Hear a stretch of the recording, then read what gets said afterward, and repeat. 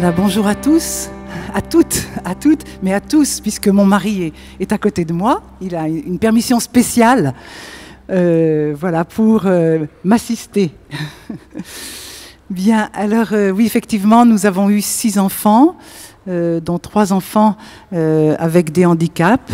Le monde de la souffrance et du handicap fait partie de notre destin familial. Voilà. Et j'ai donc un mari qui est apiculteur, ça qui est intéressant, qui nous donne du bon miel, hein, les ruchers de Saint-Joseph. Voilà. Alors, nous allons nous mettre vraiment sous le regard de Marie cet après-midi, si vous voulez bien, puisque c'est par elle qu'est venu le salut du monde. Hein. C'est dans le sein d'une femme que le Sauveur est venu à nous. Et nous croyons avec toute l'Église qu'il continue d'être donné, ce Sauveur, au monde, par les femmes, de manière tout à fait particulière. Le pape Jean-Paul II a écrit une très belle lettre, je ne sais plus exactement la date, mais c'était dans sa lettre apostolique Mulieris Dignitatem.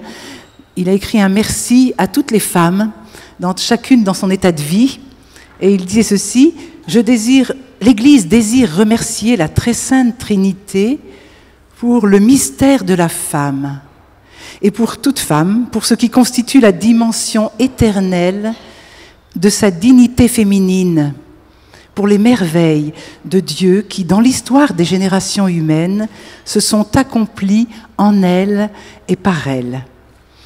Voilà, alors que Marie nous donne ce cœur ardent pour accueillir la nouveauté voilà, que Dieu va vouloir faire pendant cette session, des aspects nouveaux de notre vocation de femme, dans le paysage particulier de chacune de nos vies, hein, célibataires, mariées, divorcées, veuves. Voilà, chacune, nous allons être rejointes et nous allons demander à Marie de faire cela en nous. Alors, qu'est-ce que la vocation de la femme? Je vais m'appuyer sur Edith Stein, hein, sœur Bénédicte de la Croix, de son nom de religieuse carmélite, une juive qui a travaillé toutes ces questions.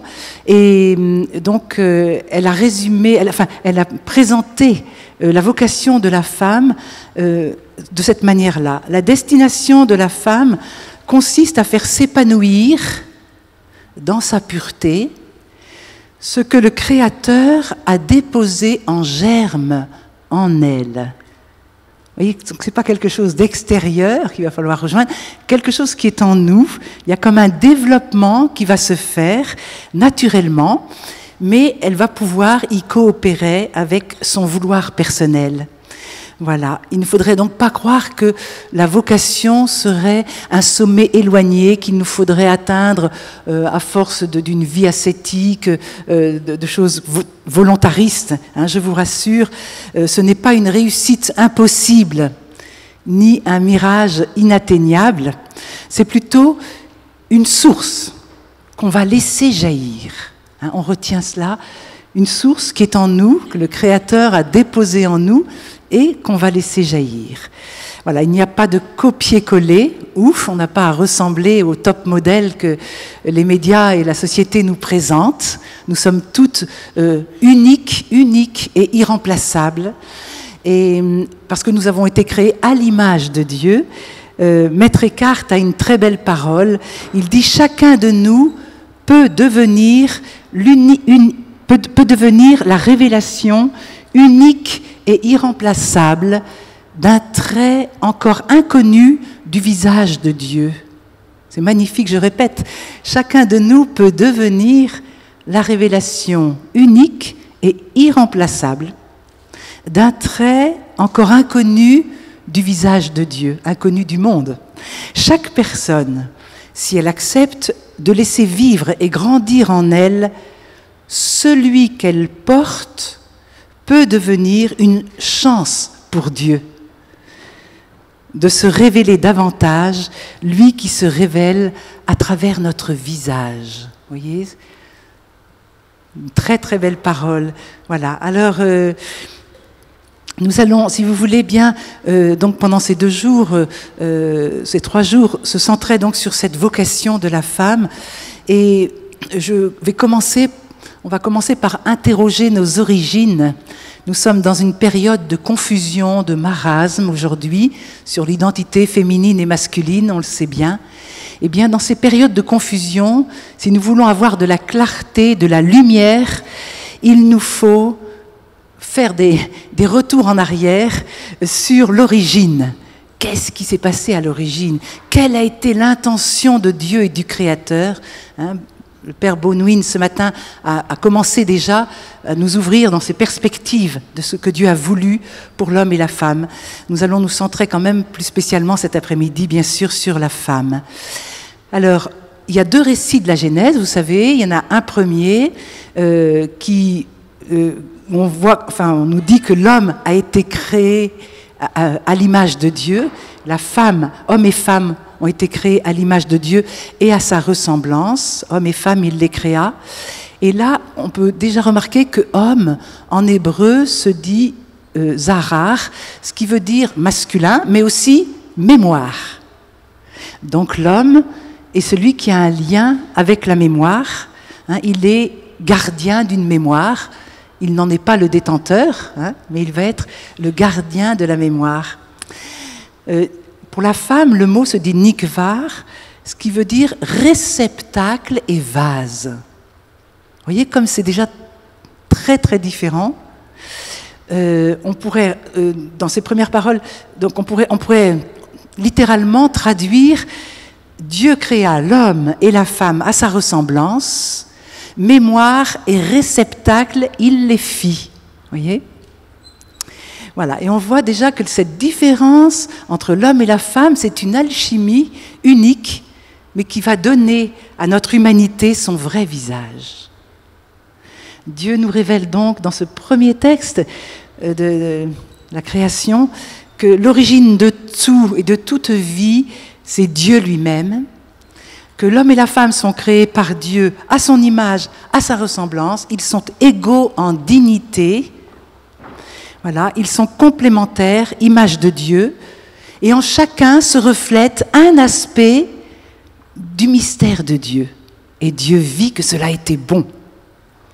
Voilà, et donc ils sont parfaitement égaux en dignité, il n'y a aucun doute là-dessus. Dans le deuxième récit de la Genèse, Dieu crée l'homme, mais avec une intention particulière, là. Et une intention d'amour, il va le modeler avec la glaise du sol, et il va le mettre dans un jardin, l'Éden, et il va y mettre des plantes, et puis il va faire défiler tout le zoo du paradis, tous les animaux, il va les nommer un par un, et on va voir Dieu donc qui comble l'homme de biens extérieurs, mais Dieu veut que l'homme ressente la solitude, parce qu'il veut que l'homme comprenne que les biens extérieurs ne vont pas le combler. Alors, il va laisser l'homme un certain temps, il y a un petit laps de temps avant qu'il intervienne, que l'homme comprenne qu'il ne peut pas communiquer son amour aux bêtes, aux plantes, et il ne trouve pas d'aide semblable. Alors, il va intervenir pour la faire sortir de cette situation de solitude. Il n'est pas bon que l'homme soit seul, il faut que je lui fasse une aide. Alors en hébreu c'est Ézer. Voilà, une aide qui lui soit sortie. Alors il va faire tomber Adam dans un sommeil extatique et il va faire la femme, il va la fabriquer, c'est le même mot que pour la construction du temple. Ça veut dire que l'homme est né non pas du vouloir de l'homme, mais est né du vouloir de Dieu. Donc Adam n'y a pris aucune part. Ils vont se recevoir l'un l'autre, comme don de Dieu et non pas comme des ayants droit. Donc ça demande un grand respect mutuel.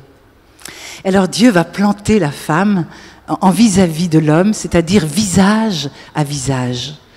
Enfin quelqu'un de semblable à lui, et c'est un cri d'émerveillement, voici l'eau de mes os, voici la chair de ma chair. L'homme se met enfin à parler au moment où il se trouve devant ce vis-à-vis. Voilà, c'est un cri vraiment d'émerveillement. Donc dans l'écriture, dans l'intention du Créateur, la femme est bien le vis-à-vis, la partenaire, égale en dignité dans sa différence propre. Elle est la médiatrice de l'aide de Dieu pour l'homme. Qu'elle soit mariée, célibataire, dans la famille comme dans la vie sociale, on va le voir se déployer. Voilà. Donc l'homme et la femme a été créés par Dieu pour être donc en complémentarité avec l'homme, lui permettre de communiquer son amour. Nous sommes appelés à la communion, comme au sein de la Trinité, et nous allons pouvoir rendre visible ce mystère trinitaire. Ce mystère trinitaire qui est que Dieu est communion de personnes. Au sein de la Trinité, il n'y a que du don, que de l'amour. L'amour se donne sans cesse. Et voilà, et nous rendons ce mystère visible. Voilà, par notre amour, nous aussi, d'hommes et de femmes. Alors je reviens juste un petit instant, sur ce mot de Ézer, ce mot d'aide. Il peut faire réagir les plus féministes d'entre nous. Il est loin d'être méprisant. On le retrouve dans la Bible. Chaque fois que Dieu, dans l'Ancien Testament, est venu au secours de l'homme qui était en péril, au péril parfois de sa mort, Dieu est venu à son secours et on l'a appelé à ce moment-là Ézer, aide. Donc Dieu est l'aide de l'homme quand il est en danger. Alors on peut dire que la femme, Ézer, elle aussi, elle est venue au secours de l'homme qui, sans la femme, eh bien, vivait un manque, aurait vécu un narcissisme qui l'aurait refermé sur lui-même. Donc être aide on peut dire que l'homme sans la femme vit un manque. Être aide de l'homme, ça va être un soutien à ses côtés, réaliser un service d'amour, de miséricorde. Aider quelqu'un ou aimer quelqu'un dans ses faiblesses, on a tous nos faiblesses, mais l'aider et dans ses aspirations profondes, à faire sortir ses aspirations profondes, l'aider dans sa réalisation de sa vocation. Moi, je crois que c'est pas du tout une soumission, c'est une mission très très belle et c'est une des plus grandes choses qui soit, d'aider l'autre à accomplir sa vocation. Alors la femme, elle va être appelée à porter l'homme. Je m'explique. Pour lui permettre d'être ce qu'il est, elle est celle qui va porter l'amour, qui va le garder de toutes ses forces, toutes ses énergies vont être ordonnées à cela, garder l'amour. Ce n'est pas de l'hibernation, mais c'est le vivre, c'est faire en sorte que cet amour soit toujours jaillissant, constamment renouvelé, voyez, par le don d'elle-même et pour qu'il croisse sans cesse. La femme va être responsable de cela. Alors ce n'est pas donc une situation d'infériorité, il s'agit d'éveiller à un véritable amour spirituel et de coopérer à la croissance de cet amour. Voilà, cette complémentarité vécue va donner aux hommes leur vrai dynamisme. La force de l'homme, peut-on dire aussi, garde la femme, d'accord, elle a besoin, la femme, de cette force de l'homme, mais, c'est la femme qui va être la source de la force de l'homme. Voilà, vous pouvez noter ça. Un homme est fort parce qu'il a une colonne d'appui. Et la femme est forte parce qu'elle se livre pour être colonne d'appui. Là, elle va trouver sa stabilité, vous voyez, de colonne, son stabat. Voilà. C'est vraiment quelque chose, un positionnement nouveau peut-être pour certaines d'entre vous. Et je sais que ça a aidé beaucoup de femmes de revoir les choses de cette manière-là. On voit cela dans le mariage, on voit cela dans la construction du monde, de l'Église, sous diverses formes. La dualité est toujours présente comme source de fécondité. L'homme sans la femme ne saurait où aller, dit Maurice Zindel, mais la femme sans l'homme ne saurait qui accueillir. Voilà. Donc, hommes et femmes, on a une manière de se donner aux autres différente et complémentaires, mais qui peuvent devenir source d'attraction et surtout source de fécondité. Et chacun des deux a foncièrement besoin de l'autre pour remplir sa tâche et devenir ce qu'il est. Voilà, alors dire cela, ça paraît tout simple, on se dit c'est évident, sauf que ce langage est considéré aujourd'hui par les médias, par le monde, comme archaïque, comme rigoriste, comme discriminatoire. Dire que l'homme et la femme sont dans la complémentarité, ça devient discriminatoire. Ce projet de Dieu est fortement contrait par une révolution silencieuse, commencée il y a quelques décennies, une révolution féministe et sexuelle, culturelle du siècle dernier, qui en passe de devenir une culture mondiale qui a envahi un petit peu tous les continents. Et nous en goûtons aujourd'hui les fruits amers et ses conséquences dévastatrices. On y reviendra demain. Donc on peut dire quand même que cette fameuse théorie du genre, qui était soi-disant là pour libérer la femme, a été une culture mondiale dans laquelle parler de complémentarité homme-femme est devenu contraire à l'éthique, discriminatoire. Voilà. Alors nous-mêmes, nous avons été fortement marqués par tout cela, parce que nous nous sommes mariés en 66. Et dès 68, eh bien, vous savez tout ce qui s'est passé. Et vraiment, notre manière d'être, même dans notre couple, a changé très très vite. En quelques mois, on a commencé à lire un certain nombre de livres et on a été pris dans cette mouvance. Et le grand mot que j'utilisais à l'époque à l'égard de mon mari, c'était « assume-toi », mais assume-toi. Et chaque fois qu'il avait un problème, qu'il avait besoin de moi, il allait faire un voyage, il aurait aimé que je sois présente dans telle et telle circonstance, alors je lui disais « mais assume-toi, tu n'as pas besoin de moi ». Et j'étais loin de me présenter, de m'offrir comme une colonne d'appui. Et voilà, on était dans un contexte qui ne nous aidait pas du tout à se regarder et à vouloir être une aide pour l'autre. Pas envie d'être bobonne. Bon, alors ça peut-être, mais il y avait une autre place à trouver. Je me souviens aussi d'une femme qui me disait qu'en sortant de ses retraites femmes, la première chose qu'elle a faite, c'est d'enlever sur la boîte aux lettres son nom.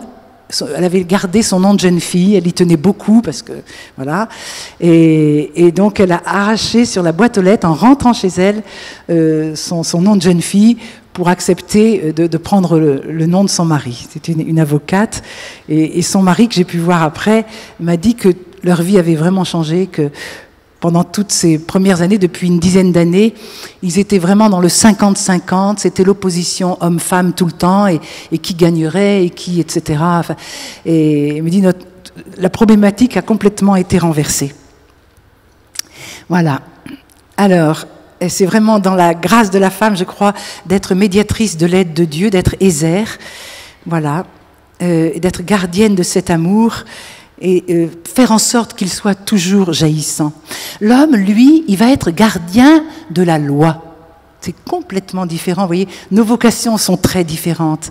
Et plus nous découvrirons cette différence, plus nous allons l'aimer et non pas nous heurter et nous mettre dans des combats qui n'ont pas lieu d'être, simplement parce que nous ne connaissons pas nos différences. Donc l'homme, lui, il est gardien de la loi. On voit ça dans Genèse 2, versets 16-17, « Tu mangeras de tous les fruits, etc. » Dieu lui donne l'ordre des choses, lui donne la loi, et il lui demande d'être gardien de cette loi. Et il la reçoit de Dieu. Et en fait, c'est vrai que l'homme, c'est lui qui va régler la vie quotidienne, il va mettre de l'ordre, il va ordonner les choses. Mais la femme, elle va rester le tabernacle de l'amour, une belle expression encore. Voilà.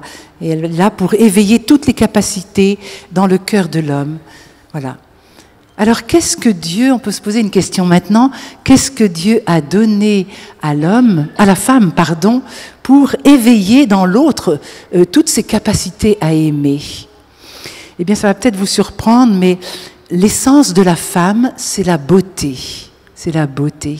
La création de la femme arrive en dernier parce qu'elle est le chef-d'œuvre de Dieu, vous le savez bien, son couronnement. Alors, si ça vous heurte dans un premier temps, vous pouvez regarder Marie, le chef-d'œuvre. En elle, on l'accepte mieux, parce que nous, on voit un petit peu toutes les... Voilà, on est marqué aussi par le péché et on n'arrive pas toujours à avoir cette beauté. Mais c'est pour l'homme que Dieu a fait la femme si belle. Il a voulu que ce soit ainsi. Ça ne veut pas dire que l'homme ne soit pas beau. Nous avons été créés en connaturalité, donc l'homme et la femme sont beaux, mais il y a chez la femme quelque chose, un éclat de la beauté qui fait partie de cette complémentarité. Alors si l'homme donc doit manifester la force de Dieu, la femme va incarner la beauté de Dieu. Si nous regardons autour de nous, la beauté, tout chante la beauté et la générosité de Dieu. Hein. La beauté est un attribut de Dieu. Le monde regorge de la beauté de Dieu. Hein. Il y a des printemps qui nous laissent sans voix, hein, des spectacles de coucher de soleil en Bretagne ou sur une petite île indienne, peu importe, mais des choses absolument magnifiques qui nous laissent dans l'émerveillement. La beauté, je crois, est vraiment la plus grande force sur cette terre. La beauté, elle parle. La beauté, elle invite. Elle invite au dialogue, elle nourrit, la beauté nourrit. Elle est une sorte d'aliment, hein, après laquelle l'âme soupire. Hein. Et puis la beauté, elle console. Elle comporte un effet curatif aussi. Hein. Pourquoi on envoie des fleurs après un décès, hein? Dans la souffrance, on a besoin de beauté. Hein. Après un accident d'un de nos enfants assez grave, mon mari m'a dit « je t'emmène au restaurant hein. ». Et j'ai mangé ce soir-là, je ne sais plus, quelque chose de très bon que je ne m'offrais jamais, enfin je ne sais plus, bref. Mais voilà, on a besoin de beau, hein, on a besoin de beauté, de choses belles pour être consolé. La beauté, elle inspire, elle inspire. Qu'est-ce qu'on éprouve en face d'une mère Teresa, hein? La beauté transcende également. Alors ça, c'est superbe et c'est magnifique aussi parce que la beauté va nous attirer à Dieu, va nous attirer à Dieu. La beauté nous rappelle l'Éden, hein, elle nous donne envie d'éternité, la beauté. Voilà. Donc, la création est belle, mais vous savez, au-dessus de la création, il y a la femme. C'est encore plus beau que tout. Il faut lire le livre sur la beauté, sur 5 méditations sur la beauté de François Cheng, c'est magnifique. Hein. Il y a notre beauté féminine, elle est incarnée, elle passe dans nos yeux, elle passe dans notre silhouette, dans notre voix, elle passe dans notre cœur, elle passe dans notre esprit, par notre imagination. Hein. Cette beauté, elle nous vient d'un être éternel. Hein. Dieu a donné cette beauté à Ève et il la donne à chacune de vous sans exception. Vous avez en vous cette beauté. C'est central pour une femme. Hein. Toute femme a une beauté à dévoiler. Hein. Voilà, parce qu'elle porte l'image de Dieu en elle. Voilà. Alors, l'homme, lui, oui, c'est autre chose. Alors, je veux dire, peut-être que nous avons endurci notre cœur à ce désir de beauté que nous portons en nous, vraiment. Toutes les femmes veulent être belles. Mais nous avons peut-être endurci notre cœur par rapport à ce désir parce que la beauté parfois peut être dangereuse et que nous avons peut-être été abusés à ce niveau-là. Alors, être belle peut être dangereuse et du coup, voilà, nous cachons notre beauté aussi, peut-être physiquement, peut-être plus profondément aussi. Nous n'osons plus être pleinement femmes. Voilà, et là, il y a un chemin de guérison hein, que le Seigneur peut nous faire vivre. Et puis aussi, la beauté a été exaltée souvent. Elle est devenue un objet de culte. Hein, et un peu inaccessible pour la plupart d'entre nous. Hein, on n'aime pas trop être prise en photo, hein, parce qu'on se compare toujours à toutes sortes de mannequins dont on arrange les silhouettes. Ne vous inquiétez pas, sur les photos, c'est souvent trafiqué hein, pour être dans une espèce de perfection qui n'est pas du tout attirante. Hein, ça enlève tout le charme. Voilà. Mais pourtant, ce désir demeure en nous et il reste présent. Dieu nous a placé, on peut dire, un désir d'éternité, un désir dans notre cœur, un désir de beauté. Voilà, c'est quelque chose d'essentiel pour la femme, je crois. Voilà, elle est une essence que toute femme porte en elle depuis l'instant de sa création. Nous sommes marqués par ce désir de beauté. Alors, ce n'est pas qu'une beauté extérieure, bien sûr, hein, vous le comprenez. Hein, on désire être captivante aussi, mais dans les profondeurs de notre identité.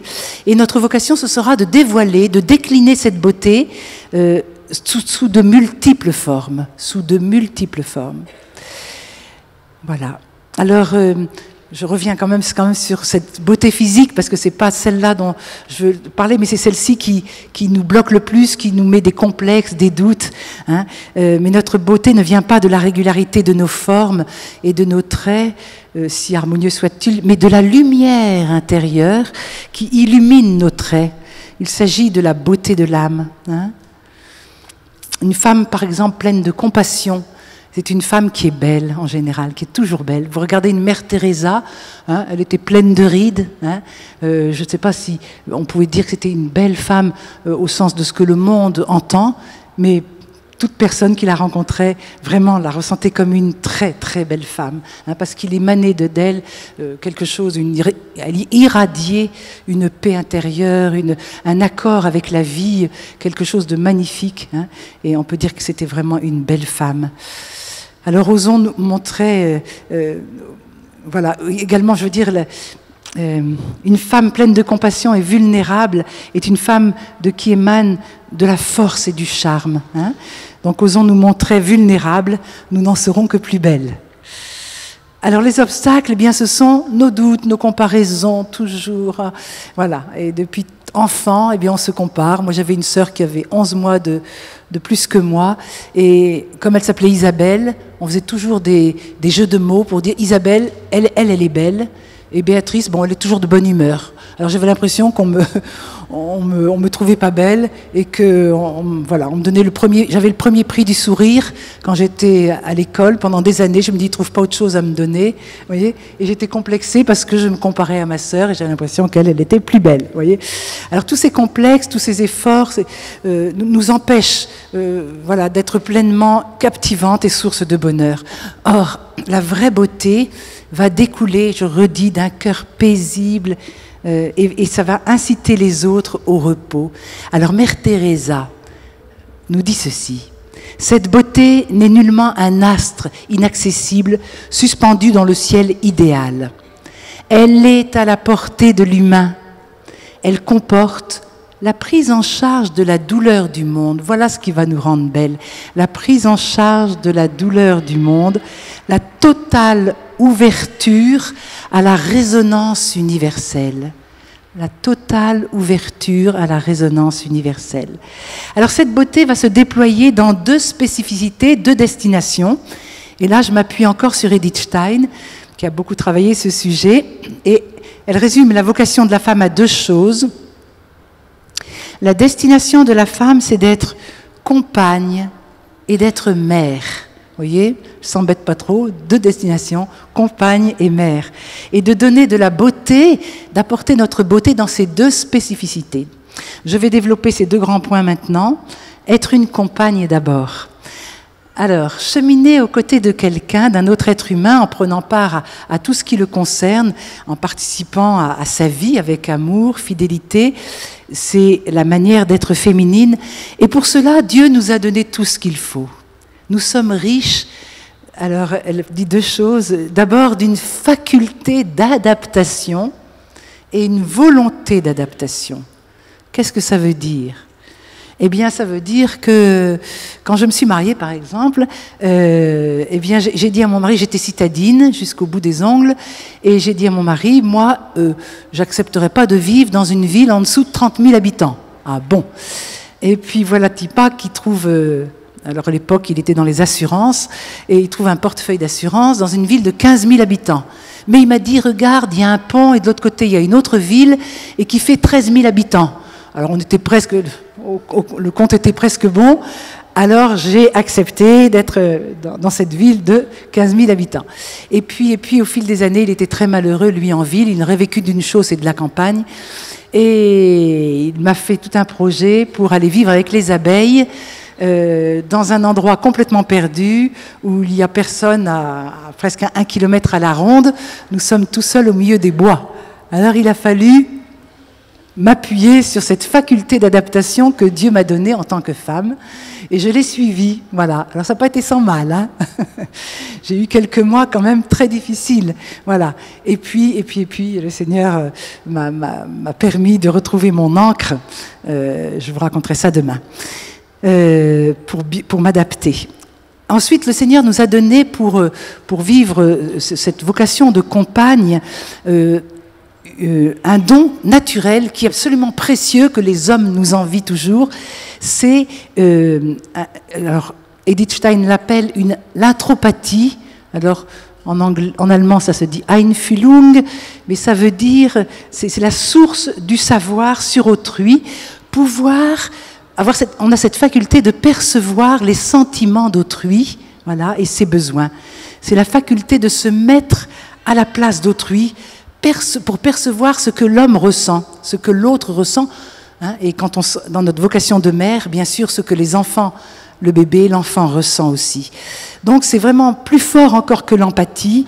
Et pour vivre ce don, il faut quand même avoir assumé sa propre vulnérabilité, là encore, pour être capable de se décentrer de soi et dans un accueil qui ne juge pas. Alors la femme va capter effectivement, très naturellement, tout ce que vivent les gens. Hein. Quand une collègue de travail arrive au bureau le matin, en 2 secondes, vous savez si le week-end s'est bien passé, si elle a eu des problèmes avec ses enfants, avec son mari, immédiatement. Hein. Un homme ne verra rien du tout. Hein. Enfin, sauf quelques hommes très intuitifs, mais la plupart ne verront pas tout cela. Hein. Parfois, quand nous recevions des amis, après je faisais mes commentaires, quand les amis étaient partis, je dis, tu as vu quand elle a pleuré à table, une telle? Ah, j'ai rien vu du tout, il me disait. Voilà. Alors, voilà. Alors pour la femme, donc, voilà, tristesse, joie, etc., tout ça va descendre dans notre cœur et on va se laisser toucher. Et on est appelé bien sûr à ce que ces sentiments que nous percevons chez l'autre, eh bien, se transforment en consolation, en compassion, en charité. Et de là, une parole que le pape François a dit pour les femmes, mais un monde où les femmes sont marginalisées est un monde stérile, car les femmes transmettent la capacité de comprendre le monde avec un cœur plus créatif, plus patient, plus tendre. Voilà.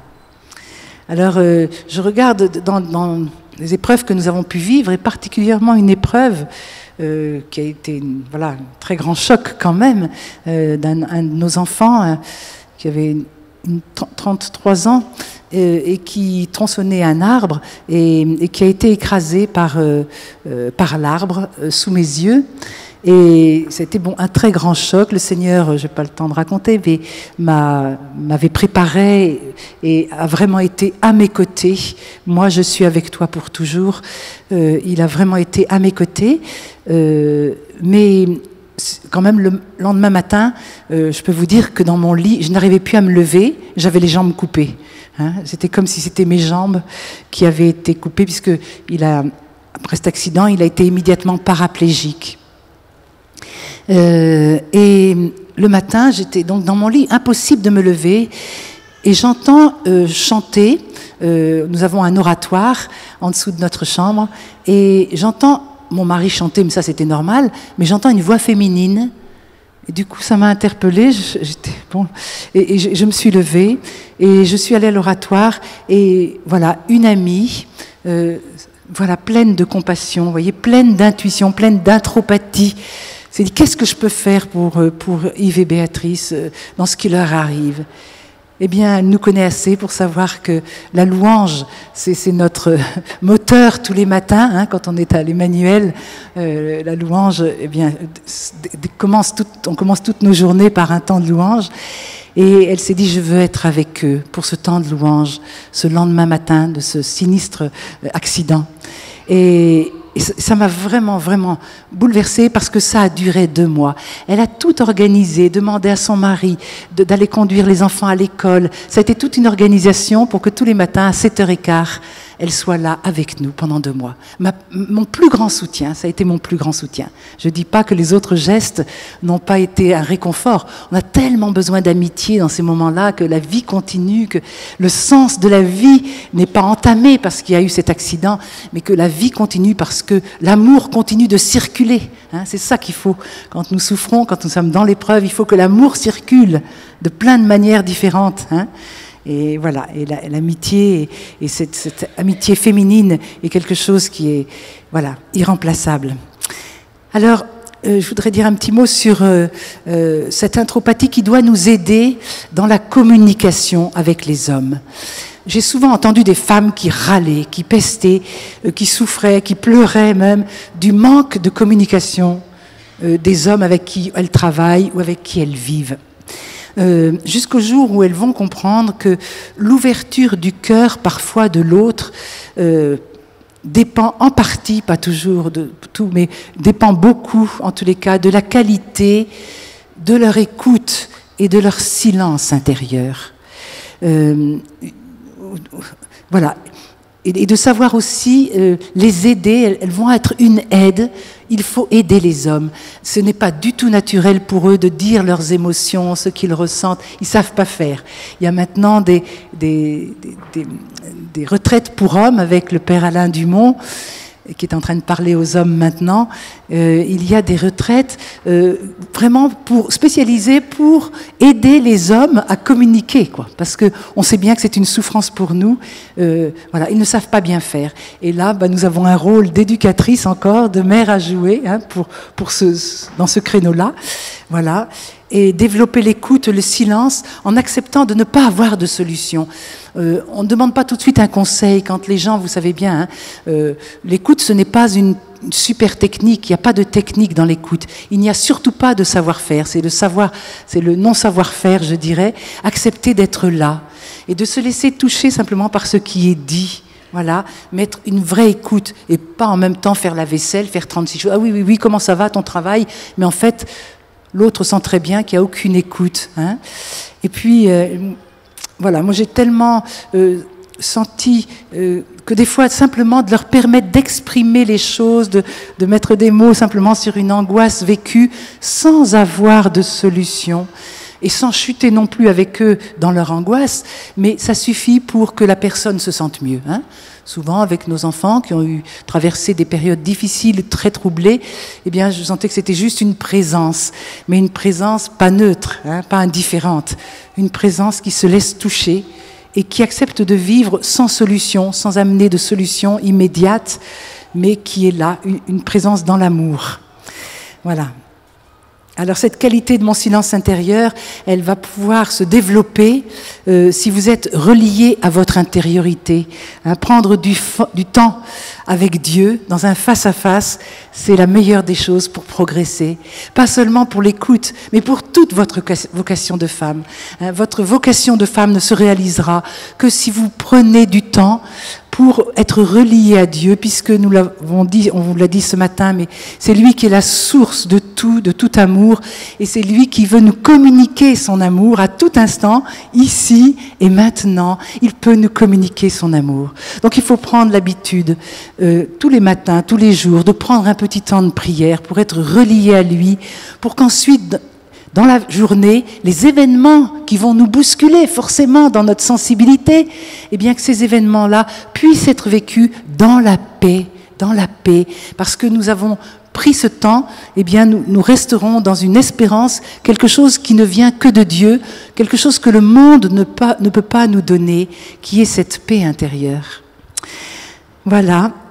Alors souvent un homme, c'est vrai, je disais, est habitué à cacher ses sentiments, à ne pas pleurer. Pour un homme, il faut se blinder souvent. Voilà. Mais si je m'approche de lui, eh bien, en essayant d'être dans cette écoute, c'est tout lui que j'accepte de différent. Et puis, je respecte son originalité. Hein, n'oublions pas que notre vocation, c'est de révéler à l'homme son intériorité. Et il est évident que cette écoute doit être mutuelle. Hein. Les hommes aussi, ils vont faire des progrès là-dessus, mais je pense que souvent c'est la femme qui peut en donner le goût. Hein. Ne pas hésiter à dire, mon mari, au départ, c'est un grand taiseux. Hein. Il peut faire 900 km en voiture, il observe tout. Alors par contre, il a des yeux, il observe tout. Moi, j'ai rien vu pendant le voyage. Lui, il a vu, on a fait une nouvelle usine à tel endroit, il y a telle et telle nouvelle chose. Voilà, il s'est passé plein de choses pour lui, mais différentes de moi. Moi, je suis dans mes pensées, dans mes machins, je pense aux enfants, je pense à... Voilà. Et voilà. Et alors, eh bien, il faut exprimer, et très souvent, je lui dis, mais moi, j'aime bien quand tu me dis ce que tu viens de découvrir, tu as fait une lecture intéressante, tu as entendu les infos. Je préfère, moi, ne pas écouter les infos directement, mais que toi, tu me dises les infos. J'aime bien quand ça passe à travers ta grille intellectuelle. Ton intelligence est tellement différente de la mienne, et moi, j'y trouve du plaisir dans cet échange intellectuel. Voilà. Mais il faut leur dire, parce que sinon, ah bon, je ne savais pas que... Voilà. Et moi, je trouvais qu'il était, quand nous sommes avec des amis, il a des choses extraordinaires à raconter, beaucoup de culture, Mais quand on est des fois à table, tous les deux, ben voilà, je jouis pas de cette culture.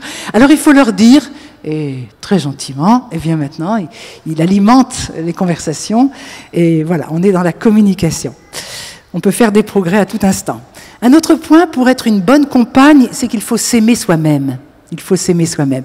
La Bible et les pères de l'Église sont d'accord là sur ce point avec les psychologues. S'aimer soi-même n'est pas facultatif, hein, ce n'est pas une option, mais c'est un commandement divin. Tu aimeras ton prochain comme toi-même, hein, ce qui veut dire tu aimeras ton prochain comme tu t'aimeras toi-même, ou bien de la façon dont tu t'aimeras toi-même, tu pourras aimer les autres. Hein. Alors saint Augustin commande ceci en disant « Comment vous serait-il possible d'aimer le prochain en vérité si vous n'avez pas su vous aimer vous-même » Voilà, alors bien s'aimer, ça va être quoi? Eh bien, ça va être de s'accepter tel que l'on est et donc terriblement imparfait, imparfaite.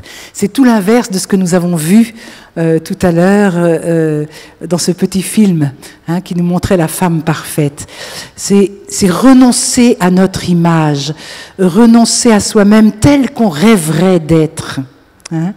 Et cela fait souffrir, car il faut renoncer à la perfection. Et pour une femme, c'est difficile. La femme aime le côté perfectible, le côté perfection. Hein, beaucoup de femmes me font leur témoignage, me confient, me font leur confidence, mais et me disent, moi j'ai toujours voulu être parfaite, et ça énerve prodigieusement mon mari et les enfants, et j'ai un travail à faire là-dessus. Parce qu'il faut assumer ses frustrations et ses manques. Hein, c'est accepter sa part d'ombre, si vous voulez, accepter sa part d'ombre. C'est commencer à intégrer une bonne image globale de soi.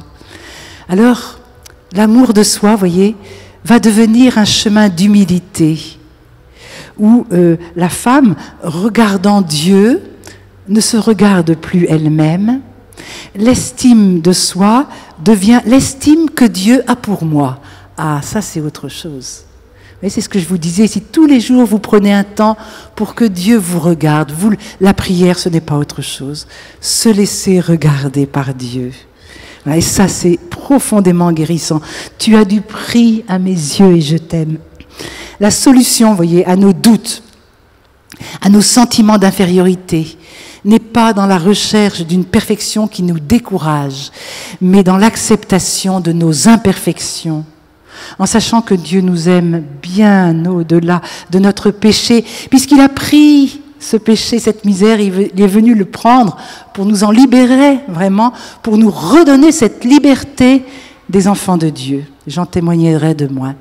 Je vous donne une parole de, je ne sais plus où, mais d'un philosophe. La perfection est une fausse piste pour l'estime de soi.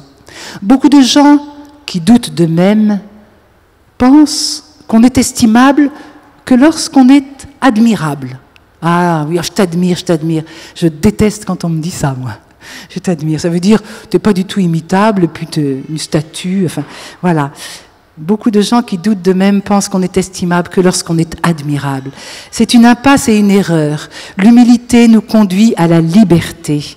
Elle permet de ne pas dépendre de son image et d'avancer à visage découvert simplement.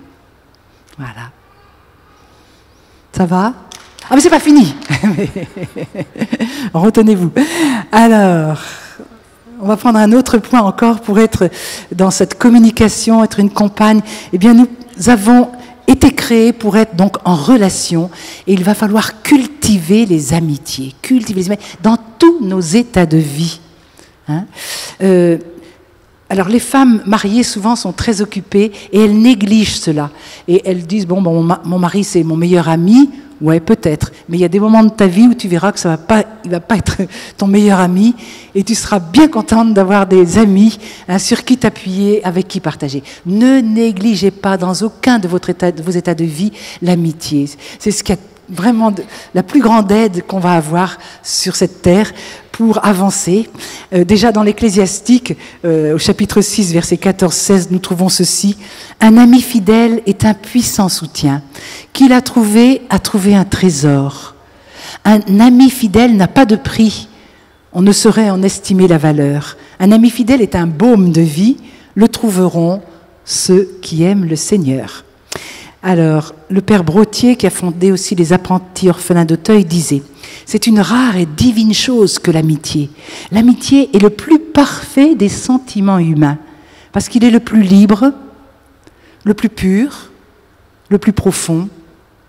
L'amitié, c'est l'oubli de soi pour le bonheur de l'autre. Une des plus pures sources du bonheur ici-bas, une des plus, vous entendez, hein, une des plus pures sources de bonheur ici-bas, c'est de rendre les autres heureux. Et moi, je peux témoigner que dans mes amitiés, ce sont mes plus grandes amies, ce sont des célibataires. Et ça, enfin, voilà, je pense à plusieurs, mais une qui est décédée maintenant, qui était beaucoup plus jeune que moi, 15 ans ou 20 ans de moins que moi. Mais l'amitié, il n'y a pas d'âge hein, pour l'amitié. Et voilà, et qui avait chaque fois qu'elle venait, pour moi, c'était enfin un baume qui arrivait dans ma vie, à des moments où beaucoup de nos enfants allaient très mal.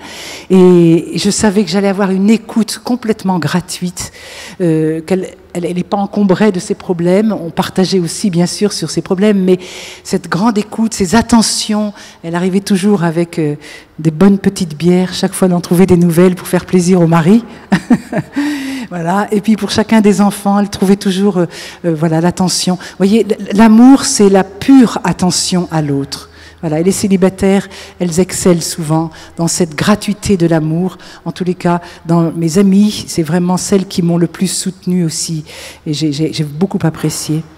Voilà. Alors, se connaître dans nos différences. Eh bien, pour s'adapter à l'autre, quel qu'il soit, un ami, un mari, un patron, eh bien, il faut vraiment travailler à se connaître dans nos différences pour les faire jouer justement dans cette complémentarité créative et féconde. Alors, je sais que dans les entreprises aujourd'hui, il y a beaucoup de coachs, il y a beaucoup de travail qui est fait à ce niveau-là pour éviter dans les équipes qu'il y ait des incompréhensions. Et c'est important tout ce travail, hein, de comprendre nos réactions d'hommes et de femmes aussi, et que on puisse en tenir compte, cela va aider. Donc, il nous faut porter un regard objectif sur les traits de la psychologie féminine. Bien sûr, cela pourra nous aider, je pense, au quotidien dans nos relations. Mais moi, je ne vais pas vous faire un traité de psychologie, mais encore m'appuyer sur Edith Stein, qui voyait quelques traits, avant elle, peut-être un certain Bardwick, un Américain. Alors là, c'est à l'américaine, c'est-à-dire qu'il a trouvé des adjectifs qui donnait ces caractéristiques de la psychologie féminine. Alors c'est une série, hein, je vais vous la donner, ça vaut ce que ça vaut, mais vous allez vous dire, moi mon mari c'est pas du tout ça, alors bon, ne vous attardez pas à ça. C'est américain, bon. Alors qu'est-ce que le masculin? Alors, masculin est synonyme d'objectif, analytique, actif, penseur rationnel, indépendant, autosuffisant, se contrôlant sur le plan émotionnel et sûr de lui-même. L'intelligence masculine, elle analyse, elle sépare et elle perfectionne. Bon, il y a des choses intéressantes. Je n'ai pas le temps de détailler, tandis que féminin, on entend subjectif, intuitif, passif, doux, sensible, impressionnable, docile, réceptif, dépendant, émotionnel et conservateur. Alors, vous voyez, vous ne remplissez peut-être pas toutes les cases, mais il y a quand même peut-être de ça. L'intelligence féminine, elle va capter les relations. Hein, elle possède une perception intuitive des sentiments, avons-nous dit tout à l'heure, cette fameuse intropathie. Voilà. Et la psychologie, donc, alors, par Edith Stein, elle voit ça autrement. Elle dit, c'est un peu la même chose, mais c'est dit autrement, disons. Alors elle dit, la psychologie a mis en valeur deux traits distinctifs de l'homme et de la femme. Elle dit, l'homme, il est axé sur l'objectif. Il est tout naturel pour lui d'investir son énergie dans un domaine d'objets, hein, les maths, l'artisanat, l'apiculture, l'exploitation, etc. Et il va se soumettre très facilement aux lois de cet objet. Hein. Mais alors, il y a un problème, c'est qu'en restant dans le domaine ainsi d'objets, l'homme en arrive à se développer de manière unilatérale. Et ça nous fait beaucoup souffrir, nous les femmes. Hein, d'un seul coup, il peut y avoir que le sport qui compte. Et l'homme va se satisfaire de ça. Ou que les abeilles. Et alors, on part en vacances, il faut toujours... alors, je dis, enfin des vacances. Ah, mais non, on va faire un détour pour aller voir tel rucher, tel rucher. Bref, les abeilles sont toujours là. Et dès qu'on arrive dans une ville, même si c'est à l'étranger, il faut aller chercher le miel du pays où on est, le pollen et le si, et c'est toujours des recherches. Voilà, c'est un peu trop unilatéral. Alors, il faut ouvrir à d'autres choses. Voilà. Alors, j'en profite, hein. Il m'entend pas souvent. Alors il dit qu'il est à la retraite et que c'est fini. Bon, voilà. Alors la femme, elle, ça va être très très différent. La femme va être axée sur la sphère personnelle. Elle se porte sur la sphère personnelle. Elle aime associer toute sa personne à ce qu'elle fait. Elle va s'intéresser à la personne vivante et concrète. Et les conséquences, eh bien, elle va avoir une tendance, une propension à la complétude. Hein, elle voudrait devenir un être complet et elle voudrait que les autres aussi, ceux dont elle a charge, deviennent aussi des êtres complets. Alors il y aura des défauts à cela, hein, qu'elle va s'immiscer beaucoup dans la vie des autres, des fois un peu trop. On pense aux belles-mères, hein. Voilà, elle va être jalouse, elle va avoir de l'envie, elle va envier le chemin de l'autre, voyez. Voilà, alors c'est pas tout en qualité. Il faudra aussi qu'elle travaille sur les points négatifs, mais voilà. Alors, je voudrais aborder un autre point, c'est que la femme doit rendre à l'homme sa vocation de pasteur, de chef et de décideur. Hein, dans cette vocation de compagne, eh bien, il faut vraiment prendre notre place. Si nous regardons à Cana, Marie, qui a su donner à Jésus sa place, hein, sa mission, faites tout ce qu'il vous dira. Faites tout ce qu'il vous dira. Voilà. Est-ce que nous savons aussi donner sa place, la place à l'homme, puisque nous sommes femmes, physiquement marquées par cette capacité de recevoir. Nous sommes réceptacles. Hein. Eh bien, il est bon dans notre psychologie que nous permettions à l'homme de nous apporter quelque chose. Posons-nous ces questions.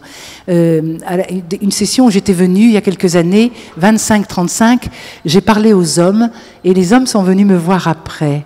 Et ils m'ont dit combien ils souffraient aujourd'hui. On ne sait plus ce qu'on peut apporter aux femmes. Elles sont majeures de promotion, intellectuellement donc ça va, hein, elles ont notre niveau si c'est pas supérieur à nous. Physiquement, eh bien, elles ont plus besoin de la force de l'homme physiquement, elles savent toutes se débrouiller pour vivre dans un appartement toutes seules, on a des machines qui font du travail et on ne sait plus quoi leur apporter. Mais j'ai senti une détresse, vous voyez, qu'est-ce qu'on peut leur apporter? Alors des fois on se plaint qu'il y ait des beaux hommes célibataires là qui soient pas encore mariés, mais c'est parce qu'ils ont ces doutes en eux et ils auraient besoin peut-être de femmes humbles et qui sachent réceptionner quelque chose du masculin, hein, qu'ils pourraient apporter. Ils ont besoin, eux, d'apporter, de savoir qu'ils vont être bergers, qu'ils vont être pasteurs, qu'ils vont... voilà. Et ils se disent, est-ce que je vais y arriver? Qu'est-ce que je vais pouvoir leur apporter? Voilà. Alors, il faudrait que nous apprenions à reconnaître que nous avons, nous, une certaine fragilité, hein, physique et affective. Hein, bien qu'on ait peut-être plus de résistance, on a moins de force physique. Et puis, par ailleurs, nos sentiments sont très fluctuants. Hein, nous le savons bien, hein, à l'image de nos variations hormonales. Hein. Et là encore, c'est un fait qui nous dit quelque chose. Nous avons besoin de protection. Nous ne nous suffisons pas à nous-mêmes. Et ça, il faut que nous puissions l'exprimer à travers des actes, à travers des paroles. Hein. C'est pas ça, Non, laisse-moi. C'est pas ça, je me suis trompée. Ah oui, pardon. Mais j'ai sauté une page. Oui, merci. Alors. Voilà. Donc, nous avons besoin de cette force protectrice de l'homme, de son aide, pour cadrer un peu la richesse de nos émotions, de notre imagination, hein, qui peut nous emmener très loin à des moments. Et je vois quand voilà. nombre de fois où Yves me cadre par rapport à ça, hein, et voilà, quand on veut rapporter une histoire, quelqu'un, etc., un événement, voilà, on en rajoute, et puis si c'est un événement qui a été douloureux, hein, alors voilà, l'homme fait la version courte, hein, ou bien voilà, il nous recadre un petit peu, et la femme doit avoir conscience qu'elle ne se suffit pas à elle-même. Et cette prise de conscience va nous aider à être plus humbles, donc plus ouvertes, plus prêtes à accueillir et à rechercher et accepter aussi la présence masculine et nous en réjouir. Et alors notre manière d'être femme, hein, va permettre à l'homme de trouver sa place. Vous voyez, c'est très très lié. Hein. Alors vous voyez le problème des femmes toutes puissantes. Hein. Voilà. Alors c'est un peu plus difficile quand les hommes ont une blessure par rapport à l'autorité, hein. Donc il faut surtout pas les écraser justement, et avec finesse et humilité de cœur leur permettre d'exprimer toutes les lumières que Dieu va leur donner, se dire que Dieu va donner des lumières particulières à l'homme parce qu'il est chef, qu'il est berger, qu'il est pasteur.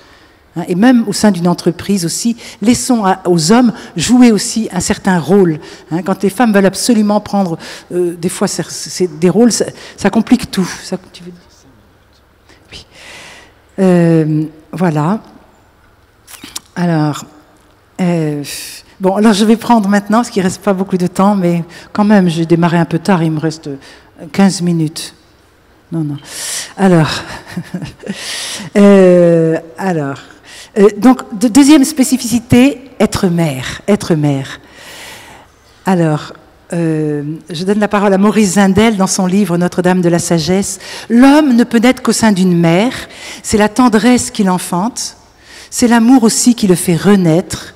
Son âme, en tout cas, a besoin d'un berceau. Il cherche partout le cœur maternel qui sera le reposoir de sa détresse. Et c'est quand il l'a rencontré qu'il commence à savoir qui est Dieu. Un monde où la femme est absente est un monde sans Dieu, car il est sans mère et Dieu ne peut y naître. Donc la femme est faite pour être mère, dans son corps, dans son âme, pour être le réceptacle, le berceau de la vie. Elle a cette grande mission d'être le terreau de la vie, un grand mystère. Et encore, voilà, elle va être le relais des générations en génération. Hein, c'est un grand mystère. Donc ce charisme est offert à toute femme, dans son être même. C'est la grâce de donner la vie. Elle va participer ainsi de manière très intime à l'acte créateur de Dieu en donnant sa propre chair et son propre sang. Voilà. Mais si elle refuse d'enfanter, comme nous y invitent actuellement toutes les idéologies ambiantes, eh bien elle va devenir stérile, hein, spirituellement, et puis on peut se dire que Dieu ne pourra plus s'acquérir de fils. Voilà. Donc nous sommes dans un combat diabolique aujourd'hui. Hein, le malin est vraiment jaloux de la femme plus que de l'homme, parce qu'elle a cette première mission d'être donneuse de vie, et il voudrait l'empêcher d'entrer dans cette vocation. Hein, et si elle n'entre pas dans cette vocation, le monde court à sa perte. Mais au-delà de la maternité physique, je ne peux pas trop rester de temps là-dessus, mais je veux dire, toute femme est faite pour être mère. Mère d'une maternité qui va dépasser celle de la chair et qui est constitutive de son être profond. Jeanne Aland Matlary, qui est une femme norvégienne qui a été en même temps ministre des Affaires étrangères, en même temps mère de 6 ou 7 enfants, est théologienne, donc elle a allié, vous voyez, plusieurs carrières. Et quand elle s'est trouvée au sein du gouvernement, bon, elle a compris plein de choses et qu'elle avait manqué à ses enfants adolescents.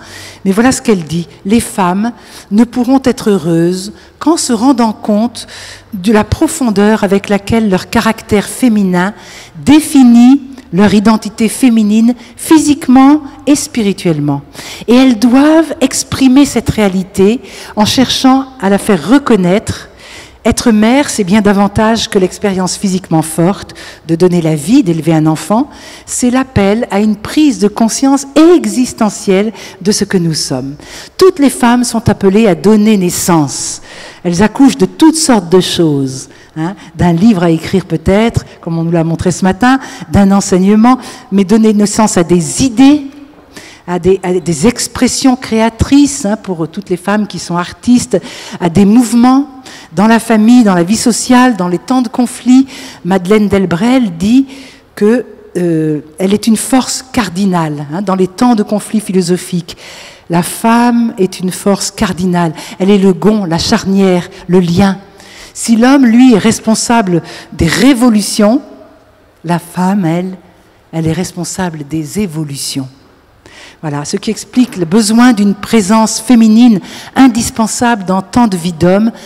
La femme va être collaboratrice de tous ordres dans la vie des hommes. Voilà, vous voyez qu'on n'est pas moins femme parce que physiquement, on n'a pas donné la vie à des enfants. Notre cœur et notre vie sont bien plus vastes que cela. Toutes les femmes sont faites à l'image de Dieu par leur capacité à donner la vie et, je lâche un grand mot, à materner. Je n'hésite pas à insister là-dessus. Maintenant, on voudrait rayer ce mot de notre vocabulaire. Ne maternez pas vos élèves, ne maternez pas vos malades, ne maternez pas vos petits vieux. Alors, bien sûr qu'on ne va pas avoir une tendresse enfermante et captative, mais on a besoin de tendresse. Notre monde devient dur. Et les psychiatres que je rencontre me disent les femmes deviennent dures. Notre monde a besoin de votre tendresse, de notre tendresse. Nous avons besoin de materner. Les jeunes ont été en manque de mères maternantes. Et ils se retrouvent, comme l'autre jour en faculté, en université, une amie qui est prof de droit à l'université, et les élèves sont venus la voir en lui disant « Vous voulez qu'on vous dise comment on vous a appelé l'année dernière ?» C'était la promotion précédente. Et on vous a appelé Maman Véronique, Maman Véronique. Parce que voilà, vous êtes la seule à vous être intéressée à nous, l'écoute active. Vous êtes la seule à avoir été présente toujours à la fin des cours. Et elle a découvert que les autres professeurs ne faisaient pas du tout ça. Vous voyez, les jeunes et les personnes âgées, à tous les âges de la vie, on a besoin de la tendresse de la femme. Toutes ces, je dirais, ces vertus féminines, on pourrait dire presque passives, affectives, eh bien, le monde en a profondément besoin. Voilà. Alors, je crois que je peux encore 5 minutes. Non, c'est fini. Donc, je vais devoir m'arrêter. Ça ne fait rien. Demain, je vous donnerai peut-être un peu plus mon témoignage. Voilà. Mais voilà, on va se dire qu'il y a un enjeu formidable que nous connaissions vraiment, nous découvrions de plus en plus avec la Vierge Marie, notre vocation de femme. Il y a un enjeu pour le monde, parce que c'est par nous que le Sauveur va continuer d'être redonné au monde. Alors demandons-lui de nous montrer la beauté de notre vocation pendant tout le reste de cette fin de journée, pendant cette Eucharistie qui va suivre. Merci beaucoup, Béatrice.